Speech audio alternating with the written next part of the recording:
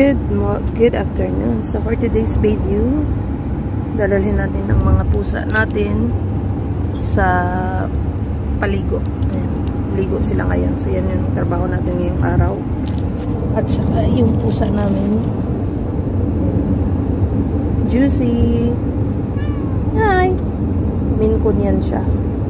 Maine Coon at saka ito, nakalimutan ko kung anong lahi niyan. Kami po ay papunta, kami lang at ang taga Maniho. Punta kami ng Salmiya. And Salmiya, yung daan papuntang Salmiya. Si Atilani nara dito sa unahan iyang balay. Magian na ang balay ni Atilani. This is quite napakainit ngayon. Sobrang init. So 20 days, ngayon is 23rd. So 20 days more to go. See you Philippines. Pauwi tayo. Iwan natin pang samantala itong bansang Kuwait. So ganyan po ang itsura sa mga hindi pa nakakita ng Kuwait. So ito pong binaybay nga natin ngayon is Salmiya. Papunta tayo ng Salmiya. Malawak po ang Salmiya anyway. You can go both ways, other way and this way. This way it's easier for my location. Sa likod ng mga building na yan, dyan nakatira si Atilani at medyo malapit lang din kung saan nagtrabaho si Bimbi. Ayan, paikot tayo.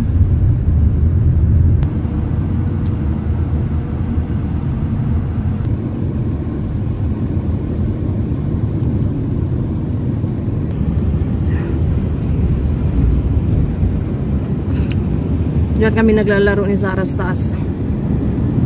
Ayan, isa pang mall, Albustan. So dito kami naglalagi sa Salmiya. Ito, nilalakad namin to McDonald's. Yung grooming ng mga pusa dito din sa tapat, sa harap. This is Salmiya.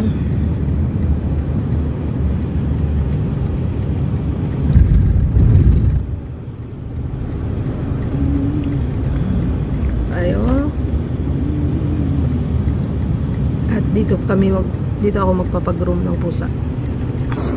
Social. Tayo papasok sa hotel. Ang grooming po is nasa loob ng hotel na ito. Omiya Center. Tingnan mo yung view sa loob. Ang ganda. So ito yung grooming natin. Big barn. Paliguan ng pusa. Nagbablog ka rin yata, mama. May vlog ako pero hindi na ako nagpo-post. Bakit? Papaligo ng pusa.